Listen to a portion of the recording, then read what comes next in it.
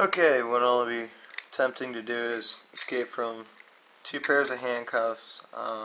These are Smith & Wesson Model 100 handcuffs presently used by law enforcement agencies across the U.S. I've also included what's called the Hiatt Blue Box.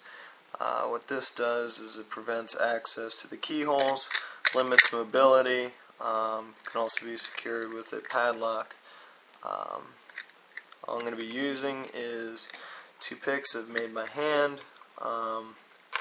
So hope you'll watch as I attempt to break my record of 23 minutes.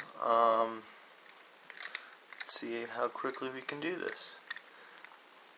We'll be starting now.